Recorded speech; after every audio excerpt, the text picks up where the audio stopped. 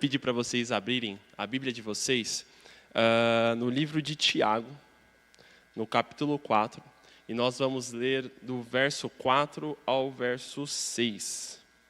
Tiago, capítulo 4, do versículo 4 ao versículo 6.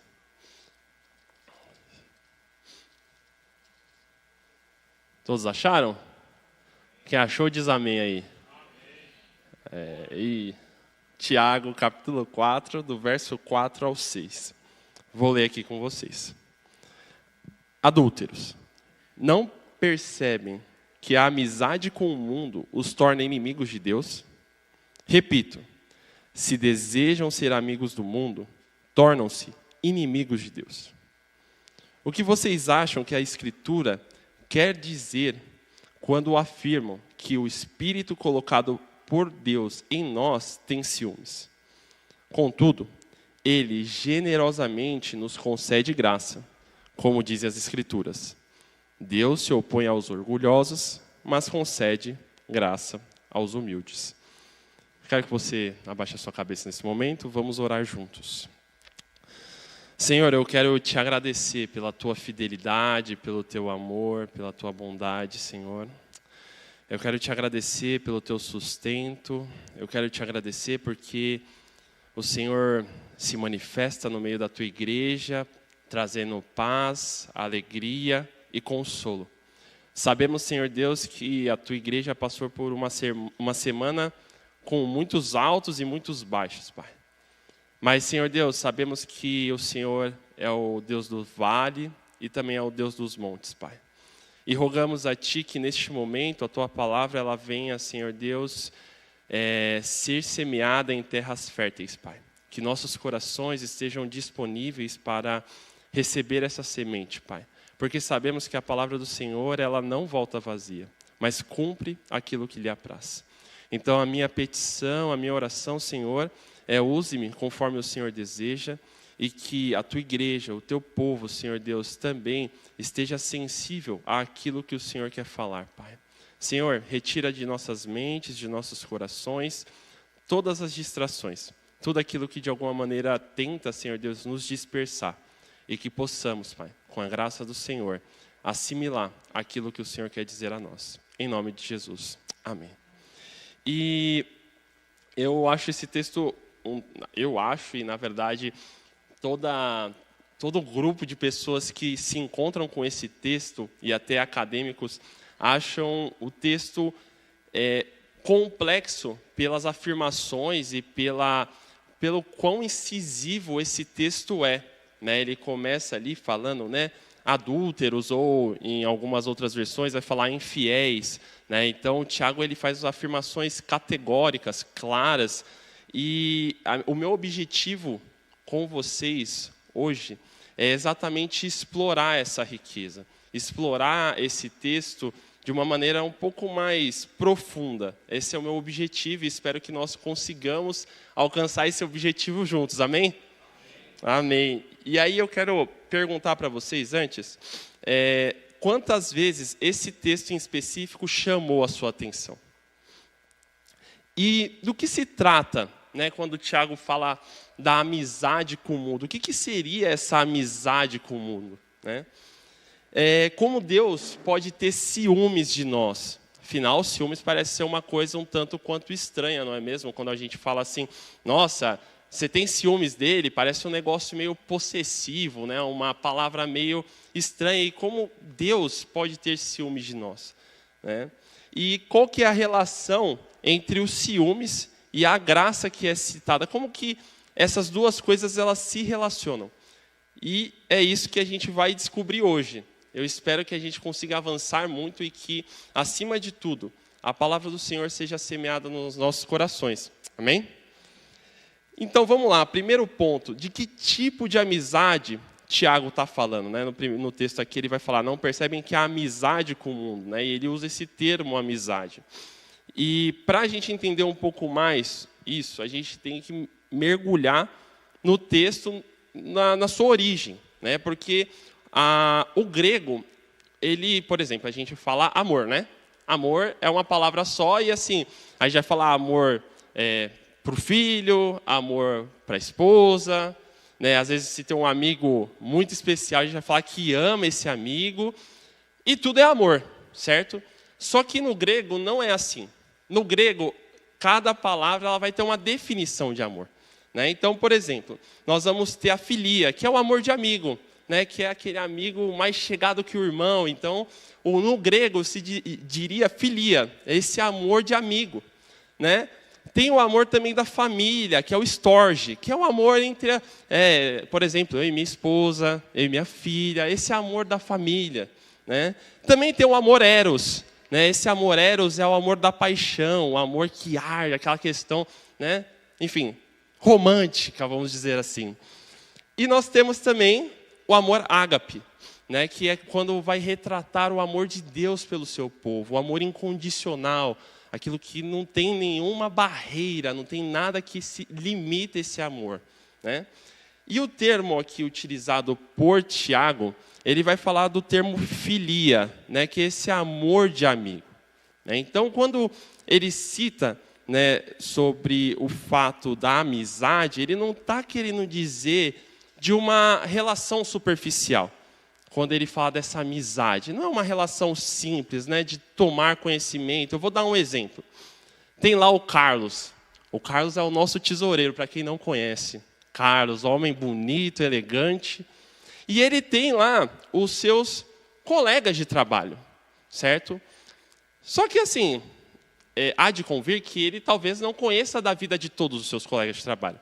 Ele dá bom dia, dá boa tarde, dá boa noite, mas talvez ele não vai saber quantos filhos tem o X, o colega de trabalho dele, não vai saber, por exemplo, se ele gosta de macarronada ou não. Não vai saber, porque ele é um simples colega. E não é disso que Tiago está falando. O que Tiago está falando é, por exemplo, a amizade que Carlos tem com um amigo de longa data dele, que ele sabe tudo sobre esse amigo, que ele se relaciona, que ele sente a dor do amigo, que ele se envolve. Então, se o amigo dele, esse amigo de infância dele, chegar para ele e falar assim, cara, eu estou passando por uma dificuldade, ele vai chegar, ele vai, se for de madrugada, ele vai desligar o telefone e falar, Betinha, estou saindo que meu amigo precisa da minha ajuda. Entendeu? É nesse nível. Então, só para ficar claro, o termo que Tiago usa sobre amizade é esse termo de amizade de um amigo próximo, relacionamento, de entrosamento, de intimidade, de proximidade, certo? Definido isso, então, a gente não está falando de uma amizade simples, não está falando de nada superficial, é algo mais profundo, é algo mais denso. Porém, Tiago ele não vai parar no termo amizade. Ele vai falar que essa amizade ela tem um objeto. E qual que é o objeto? Se a gente seguir aqui na leitura, não percebam que é a amizade com o mundo. Tá? Afinal, o que é o mundo? O que Tiago está tentando dizer com o mundo? Ele está pensando, por exemplo, em, sei lá, músicas seculares, ele está pensando nas estruturas físicas. O que ele está pensando quando ele fala sobre mundo? E aí nós voltamos novamente para o nosso amigo grego. No grego, ele vai dizer, o termo que ele utiliza ali de mundo, ele está falando do Cronos. Mas o que é o Cronos? O Cronos, nada mais, nada menos, é o sistema de valores que rege uma sociedade. E ali, Tiago está falando que esse sistema de valores, eles ignoram a presença do Senhor, ignoram a presença de Deus. Um termo mais próximo seria a secularização. Tá? Então, o que seria a secularização? É exatamente esse processo histórico no qual uma sociedade começa a ignorar, a desprezar aquilo que é divino, aquilo que é eterno.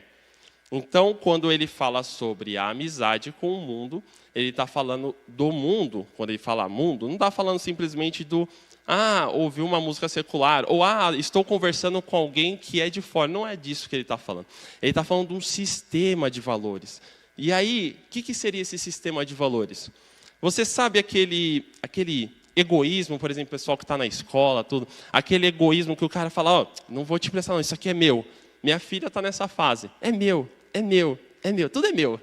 Nem pode tocar. Se tirar dela, não pode tirar, que é meu.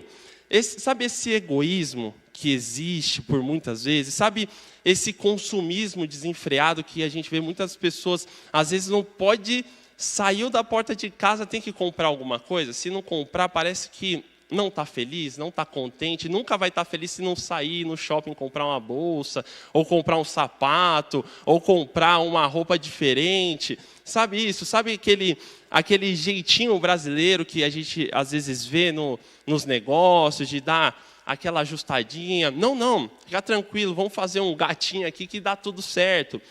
É disso que Tiago está falando. Ele está falando do sistema de valores. Ele está falando desse emaranhado que conduz uma sociedade, certo? Então estamos aqui na mesma página. Todo mundo entendeu aqui o que é o termo amizade e todo mundo entendeu o que é o mundo. Amém? Beleza, show de bola, porque a partir daí a gente vai navegando, vai avançando, tá? Então a gente tem que entender isso. E aí nós vamos ver que nos versos anteriores vai corroborar bastante com a ideia do sistema de valores, porque lá em Tiago, capítulo 4, versículo 1 ao 3, vai dizer o seguinte: de onde procedem guerras e contendas que há entre vós? De onde, senão dos prazeres que militam na vossa carne?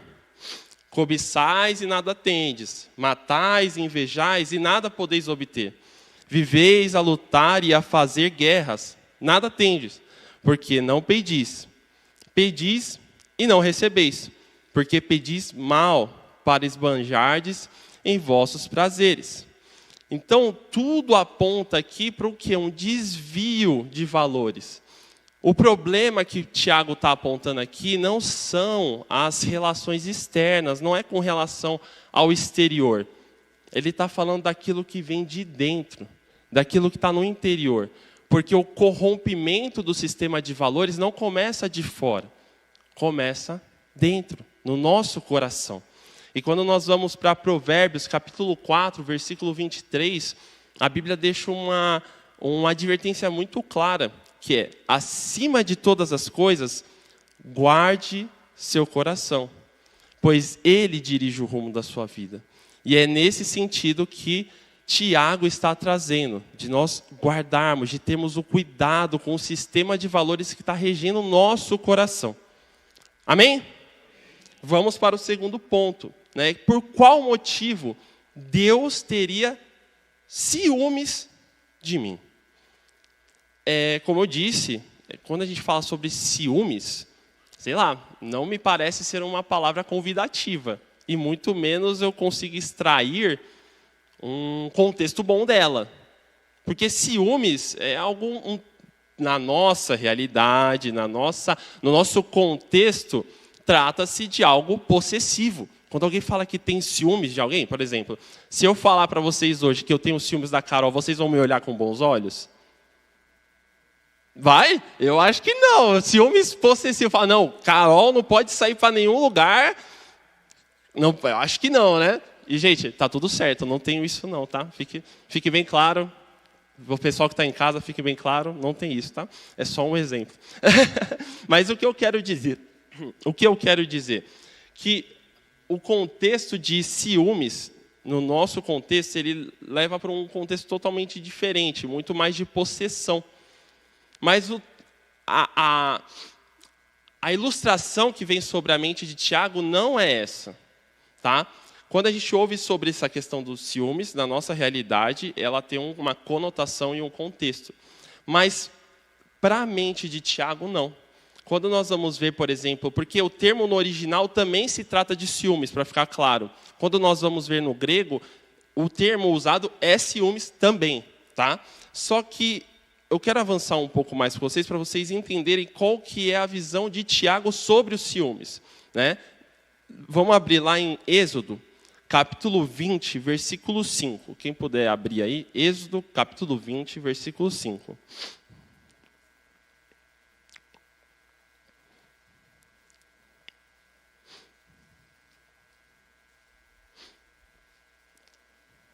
Amém? Não as adorarás, nem lhes dará culto, porque eu sou o Senhor. Eu sou o Senhor, teu Deus, Deus zeloso, que visita a iniquidade dos pais nos filhos até a 3ª geração e a 4ª geração daqueles que me aborrecem. Mas eu quero enfatizar aqui, porque eu sou o Senhor, teu Deus, Deus zeloso. E a visão que vem aqui do zeloso é exatamente alguém, no termo no hebraico, é alguém que ele se atém com o compromisso da aliança. É o zelo fervoroso pela aliança. Então, quando Tiago fala sobre os ciúmes, ele está falando exatamente da posição de alguém que se atém ao compromisso da aliança. E a outra figura que vem à mente de Tiago é exatamente a figura de Oséias. Quando Oséias se relaciona com a prostituta, posteriormente ela vai abandoná-lo. Qual que é a reação de Oséias? É simplesmente falar, não, tá bom, é isso mesmo, já estava previsto. Não, não é essa a reação de Oséias. A reação de Oséias é, de fato, questionar esse adultério, é ser fiel à sua aliança. Eu firmei uma aliança com você e eu espero que essa aliança permaneça firme. Então, o ponto aqui sobre o zelo, sobre os ciúmes que Tiago está trazendo é exatamente esse, de termos a convicção, de termos a noção de que Deus é fiel à sua aliança. Ele permanece fiel à sua aliança.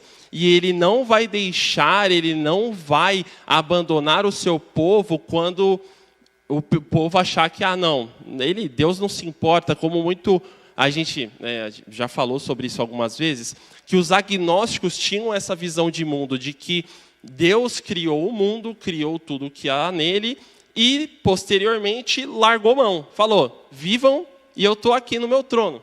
Tudo certo. E não é essa a lógica de Deus, o Deus nosso, Deus Todo-Poderoso, ele não age dessa forma. Ele se preocupa com as nossas dores e também se preocupa com a nossa fidelidade. Quando nós vivemos de forma que não lhe agrada, Deus não vai simplesmente virar as costas e falar, mais um, vai embora. Não é isso. Deus é fiel à sua aliança. Então, ele vai requerer, ele vai atrás. Por que você está fazendo isso? Você sabe que esse caminho é de morte, mas eu te chamo para a vida. Amém? Claro, ficou compreensível esse segundo ponto. Amém? E nós vamos então para o terceiro ponto. O que seria dar maior graça? Então, Tiago, entendam aqui que Tiago ele está evidenciando que havia um problema na igreja que, se nós formos lá no primeiro capítulo, a carta foi escrita para uma igreja que estava em dispersão. Então, para essa igreja havia algum problema. Então, está evidenciado algum problema que muito provavelmente estava relacionado a valores, a princípios que estavam sendo abandonados, e o povo não estava reconhecendo que isso era um problema. Eles estavam vivendo a vida conforme era da vontade deles e estava tudo certo. Só que Tiago chama a atenção deles que, está errado isso aqui, vocês estão se corrompendo com os valores do mundo e vocês não estão percebendo. Chama a atenção deles, Então, nós vemos aqui que Tiago, ao chamar essa atenção, muito provavelmente, qual seria a primeira reação deles? Vamos pensar aqui, vamos trazer para nós. Vamos lá, Kessler, já que você está na minha direção. Imagina você não sabe que, por exemplo, deixar a toalha molhada em cima da cama é um problema na sua casa. Você não sabe, apesar que você sabe, mas tudo bem. Você não sabe, beleza? Não sabe que é um problema. E aí, você deixa lá, tal. E aí, a Sueli, mordida, tá brava. Mas você continua lá. Até aí, você não sabe que isso é um problema, certo? Então, seu coração está em paz. Amém. Tomei banho, joguei lá, está tudo certo. Mas, a partir do momento que a Sueli dá como diriam os mais jovens, um fecho, chega junto com você. É isso? Acertei? Estou melhorando. Chega lá e fala, não está legal isso, o que você está fazendo é errado, não é correto, porque depois fica úmida a cama, certo? Fica lá a toalha e parará, faz todo o argumento dela. Qual que é a sua sensação? Qual que é a primeira sensação que vem no seu coração? Não é uma sensação tipo, putz, eu fiz errado, e agora?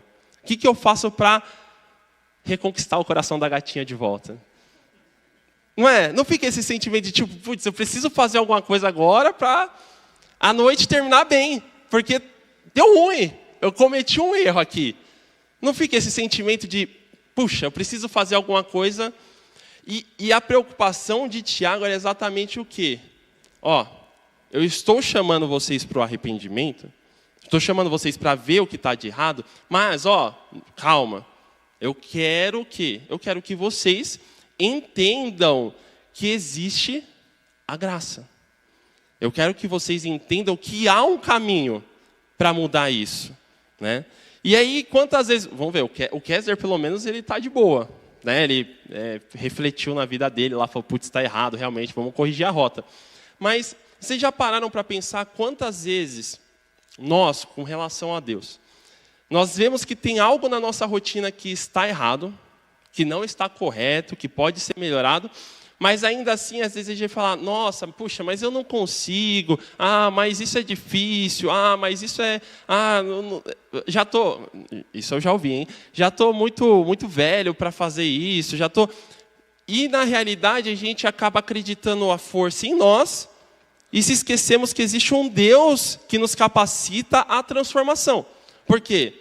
Se ele fala que nós podemos algo, é porque de fato podemos, seja por nossas forças ou pela força dele, certo?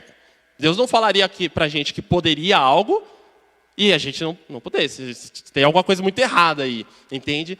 Então, o Senhor nos chama nesse sentido para corrigir a rota e a gente justifica a não correção da rota porque nós não conseguimos.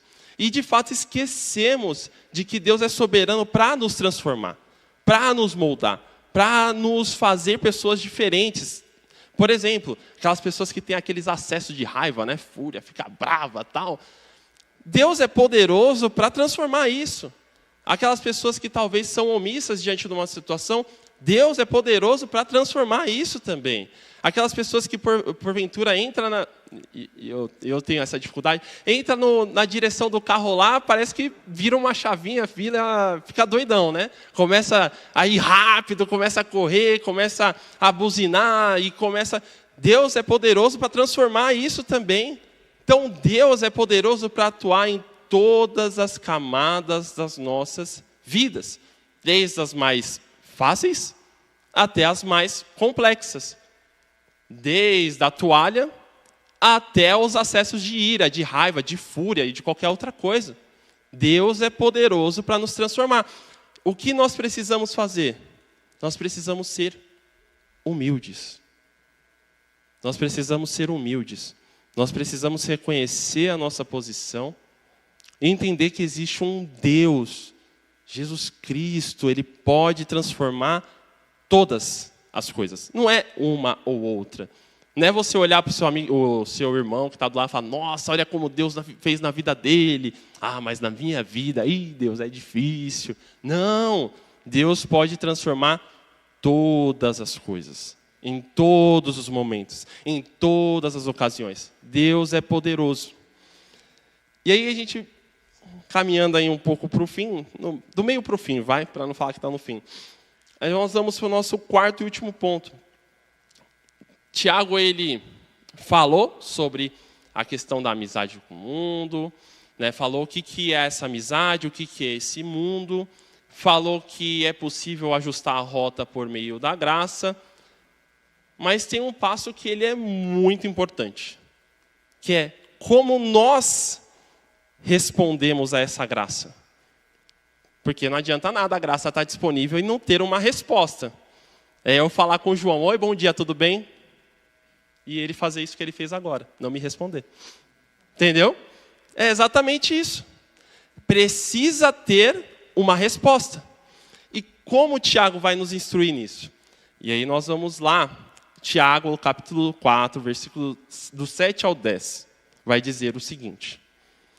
Portanto, submetam-se a Deus, Resistam ao diabo e ele fugirá de vocês. Aproximem-se de Deus e ele se aproximará de vocês.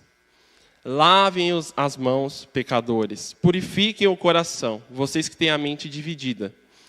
Que haja lágrimas, lamentação e profundo pesar. Que haja choro em vez de riso e tristeza em vez de alegria. Humilhem-se diante do Senhor e Ele os exaltará. Vamos destrinchar isso, vamos trabalhar isso ponto a ponto. Primeiro passo é o quê? Se submeter a Deus. Ou seja, Tiago está chamando o povo a quê? A uma mudança de valores. Ou seja, vocês estão no mundo, mas não é para vocês serem como o mundo. Ou seja, se o mundo diz que o jeitinho brasileiro funciona, e de fato às vezes funciona. Não estamos errados, funciona, mas está errado. Certo? Se está errado, não deve ser feito. Se não deve ser feito, não deve fazer parte do nosso sistema de valores. Então o jeitinho brasileiro não funciona. Certo? Então não dá certo. O egoísmo faz parte do valor do cristão? Pô, não faz. Então não posso ser egoísta. Poxa, a mentira faz parte do valor do sistema de valores do cristão? Não. Então, não vou mentir. Então a gente começa a trabalhar nesse sentido. Nós precisamos ser mudados no nosso interior, no nosso sistema de valores. Puxa, mas cara, eu gosto de contar uma mentirinha, parece que tem um prazer. Vai orar. Vai orar. Senhor, eu tenho prazer na mentira. Vai orar. O Senhor é poderoso para transformar isso na sua vida. Ah, eu tenho prazer em ver coisas que são ilícitas. Vai orar. O Senhor é poderoso para te transformar. Lembre-se, ninguém entrou por aquela porta santa. Mas todo mundo decidiu viver uma vida santa. Existe uma diferença. Talvez hoje você pode tomar essa decisão de viver uma vida santa.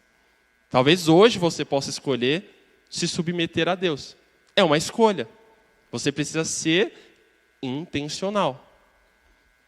Então, primeiro, e aí a gente vai ter um texto que vai representar bastante isso, que é em Jeremias 29:11, que vai dizer o seguinte: porque eu sei os planos que tenho para vocês, diz o Senhor, planos de bem e não de mal, para lhes dar o futuro pelo qual anseiam. Então, o se submeter ao Senhor é sim poder desfrutar da vontade dele, que é boa, perfeita e agradável. E de verdade, quem não quer algo bom, perfeito e agradável? Quem não quer, levanta a mão aí. Aí, ó, todo mundo quer. E essa é a vontade do Senhor para nós, algo bom, perfeito e agradável. Então, olha que maravilha, nós estamos no caminho de algo que é bom, perfeito e agradável. Como que é isso? Se submeter ao Senhor. Segundo ponto, dentro desse quarto ponto, a resistência. Né? Nós precisamos resistir ao diabo. E quando Tiago vai trazer isso, gente, para ficar bem claro, ele está usando um termo até que militar, que é como se fosse o seguinte, ó, vamos pegar aqui um outro exemplo. Vitor, você que... Muito bom ter você com a gente, cara. Você é uma bênção, cara. Adriana, Deus abençoe. Eu chego pro Vitor, a gente estourou a guerra. Estourou a guerra. Desculpa, cara, eu vou ser o comandante dessa vez, tá? Na próxima a gente reveza. Eu sou o comandante. E aí eu vou falar pro Vitor, que é meu sargento. Falar, Vitor, é o seguinte, a gente conquistou uma posição ali. Conquistamos a posição leste. Cara, não sai dessa posição de jeito nenhum. Você vai marcar a posição. Você vai ficar ali, custe o que custar. Você vai ficar ali. Eu estou mandando o Vitor se atacar no meio dos inimigos? Não. Eu estou mandando o Vitor recuar? Não, eu estou falando, Vitor, você só vai ficar. Marca a posição. Se vier alguém, você acaba. Se não vier ninguém, você continua no mesmo lugar. Ponto. É esse o termo do resistir ao diabo. O que Tiago está falando para a gente? Ficar aonde Deus mandou você ficar. Ponto. Não é sair igual o caçador de demônio. Falar, agora vem demônio. Não é isso. Não é isso que a Bíblia está querendo dizer aqui com resistir ao diabo. E também não é o tipo, não, se acontecer qualquer coisa a gente dá um passo para trás. Não, não é isso. O resistir ao diabo é exatamente permanecer aonde o Senhor te colocou. Ponto. Só isso. Só permanecer. O Senhor falou, ó, você está nesse trabalho aí, você vai ficar. Beleza, fica. Vai começar a acontecer algumas coisas, vai, resistiu, pá, tal. Permanece, marca a posição. Então, é nesse ponto. E aí eu deixo para vocês como... Se eu tivesse alguma autoridade nesse sentido, mas em Efésios capítulo 6, versos 10 ao 18, se vocês puderem ler em casa, eu acho que vai durar uns 20 segundos. Coisa rápida. Leiam, porque ali contém, né, Paulo vai falar sobre a armadura para nós permanecermos firmes nos dias maus. E ali tem todos os requisitos para um cristão permanecer diante das adversidades, diante dos problemas. Então, é importante que nós venhamos resistir ao diabo. Amém? Perfeito. E aí a gente tem um terceiro ponto, que é o quê? Nós resistimos ao diabo e agora nós vamos fazer o quê? Se aproximar de Deus. E como que nós nos aproximamos de Deus? Leitura da palavra, oração, jejum, dedicando tempo a Ele. Nós nos aproximamos a Ele. E é engraçado porque quando o Tiago vai falar sobre isso, ele vai falar que quando nós nos aproximamos de... Oi, desculpa? Desculpa.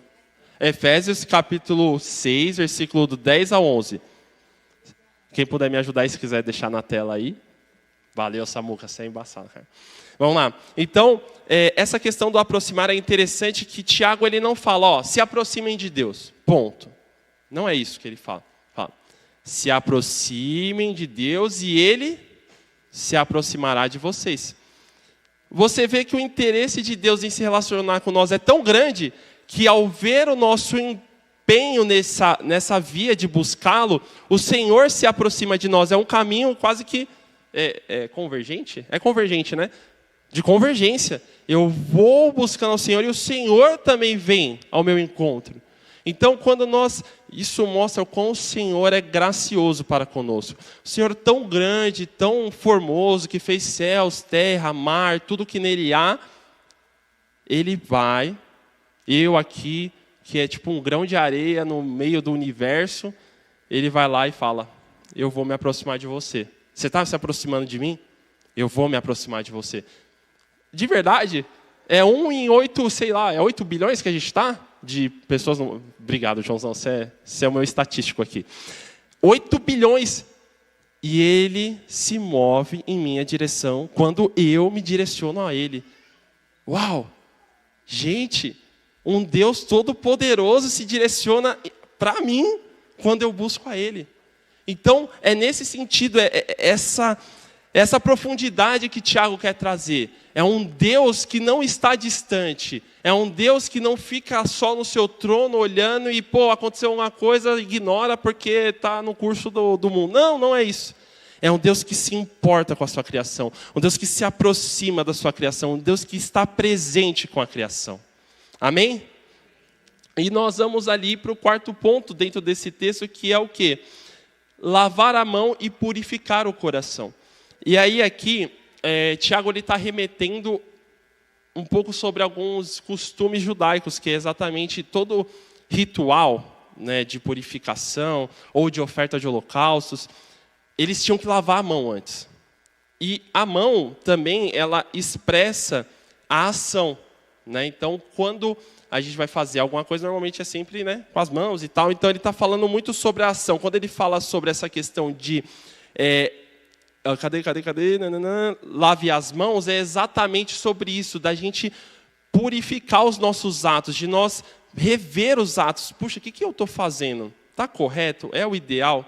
Não é o ideal? Então, calma aí. Precisa ter uma mudança de rota. Eu preciso lavar as minhas atitudes, preciso lavar os meus atos. E aí, quando ele fala sobre o coração, sobre purificar o coração, ele está falando exatamente, porque para os judeus a gente fala muito da mente, né? A sociedade mais ocidental vai falar da mente, né, da cabeça, tal, essas coisas. E quando a gente fala do coração, a gente fala muito sobre emoção.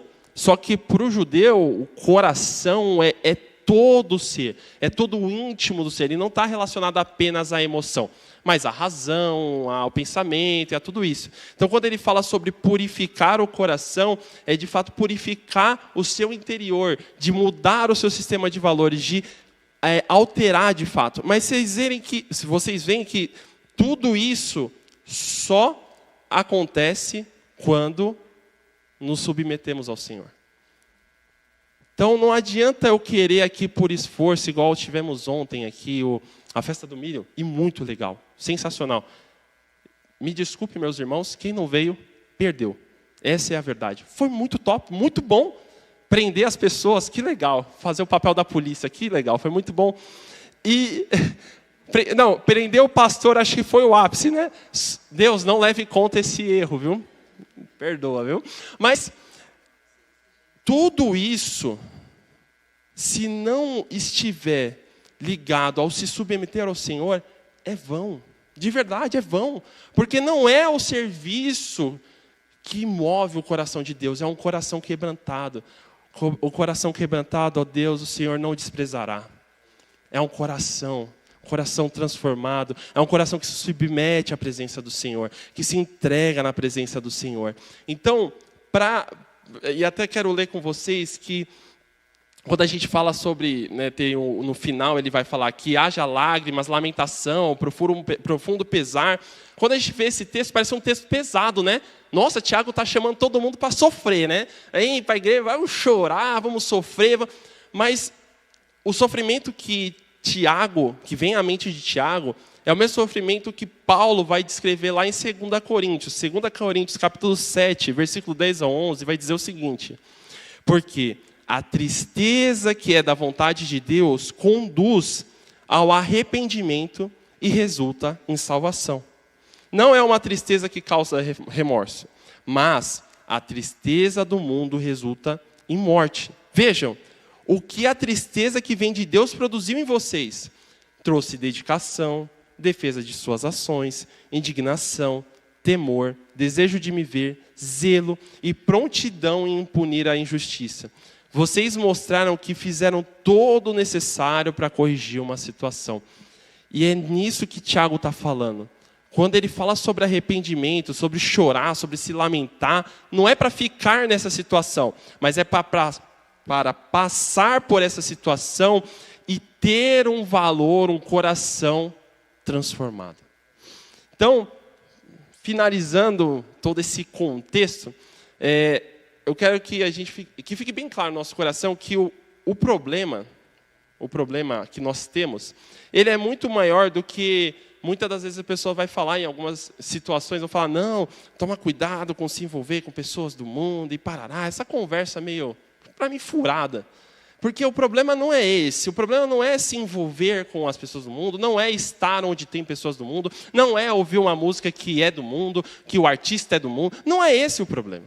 De fato, não é esse. O nosso problema é o que rege o nosso coração. Qual que é o sistema de valor que está conduzindo a minha vida? Se for o do mundo, sim, é um problema. Agora, se você está onde está, se relacionando com as pessoas que estão, mas o seu coração queima por Jesus, meu irmão, glória a Deus, vá para esses lugares, esteja nesses lugares e que o nome do Senhor seja glorificado. Então, nós precisamos ter em mente isso e que nós devemos tomar cuidado que ao curso da nossa vida, nós não venhamos sem querer tirar Deus da equação. Porque o processo da secularização, ele é sutil. Ele, vem assim, vem igual a serpente. Ligeira, assim, olhando, tá, onde pode encontrar uma brecha, encontrou, pum. É isso. Então, a gente tem que tomar cuidado com o processo de secularização. Porque, poxa, gente, convenhamos, é muito bom a vida que a ampla maioria tem aqui. Poxa, graças a Deus temos um teto onde morar, temos uma casa, temos condições de fazer uma viagem pelo menos uma vez por ano, dependendo dos lugares, vai até para fora do Brasil, ver Torre Eiffel, ver as Muamba no Paraguai, vários lugares, tem de tudo. E tudo isso, muitas das vezes, pode nos distanciar sutilmente para fora daquilo que o Senhor nos chamou. Gente, tudo isso é muito bom.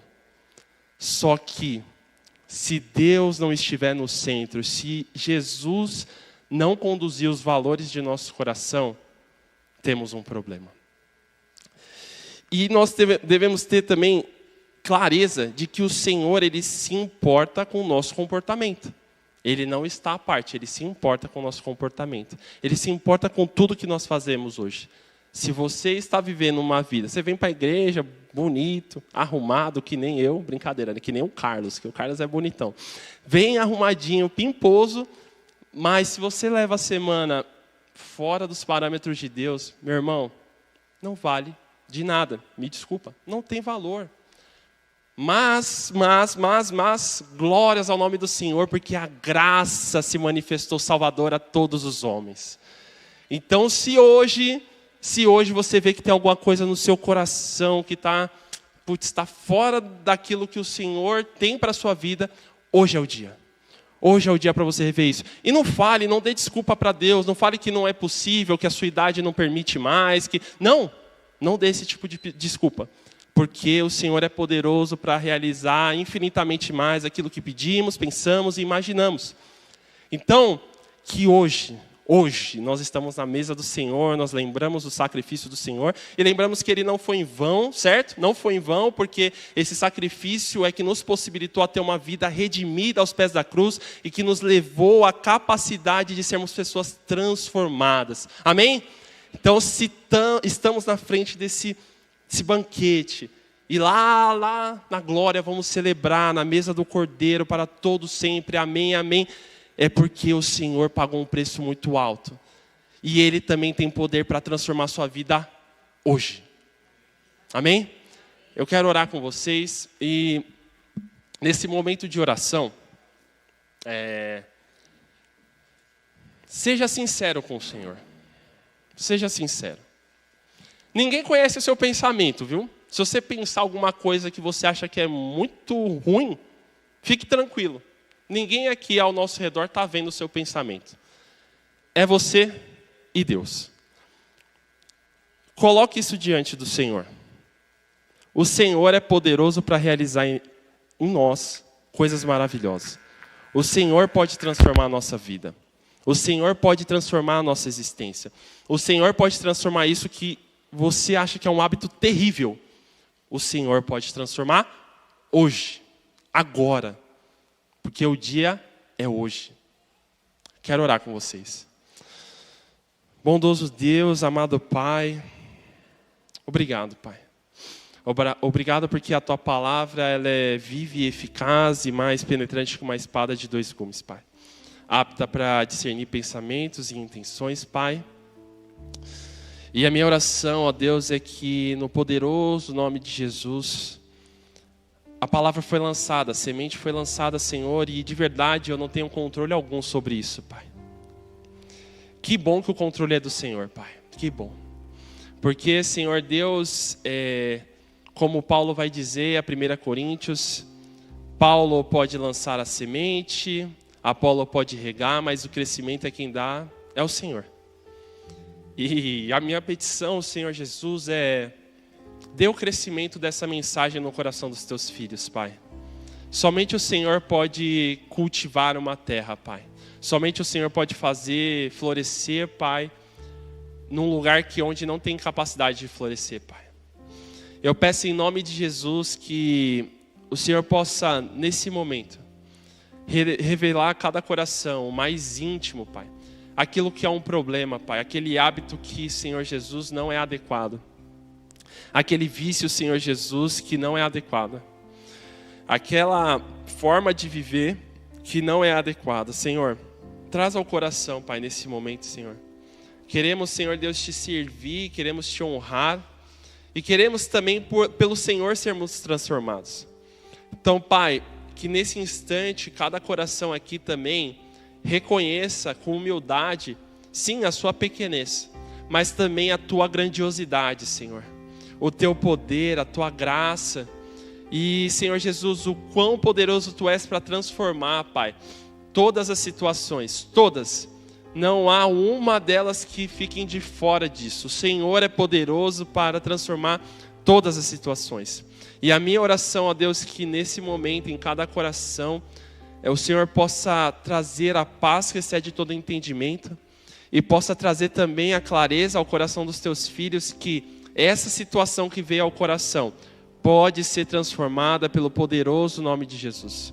Que ao submetermos ao Senhor, que ao resistirmos ao diabo, ao Senhor Deus lavar as nossas mãos e purificar os nossos corações, a nos aproximarmos diante de Ti, Senhor, o Senhor realizará grandes feitos em nós.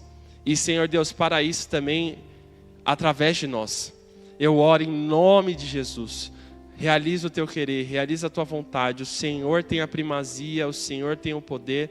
E Pai, estamos aqui diante da mesa do Senhor, Pai. E Pai, como é bom poder celebrar, Pai. E poder, Senhor, lembrar da Tua morte, da Sua entrega na cruz do Calvário, Pai. Mas o Senhor ressuscitou. E com a Sua ressurreição, a esperança veio aos nossos corações. E a convicção, a clareza de que, Senhor Jesus, porque o Senhor vive, Pai, nós podemos crer no amanhã. Porque o Senhor vive, Senhor Deus, nós não precisamos temer mal algum. Porque, Senhor Deus, a Tua vara, o Teu cajado nos consola, Pai. Bondade e misericórdia nos acompanharão por todos os dias de nossas vidas, Pai. Essa é a certeza da Tua palavra. E se a Tua palavra diz, a Tua palavra ela não volta vazia, Pai. O Senhor não é homem para que minta, nem filho do homem para que se arrependa, Pai. A Tua palavra, Senhor Jesus, ela de fato se cumpre. Então te agradecemos pelo Teu amor, fidelidade e graça. Em Teu nome, Jesus Cristo. Amém, Senhor. Amém.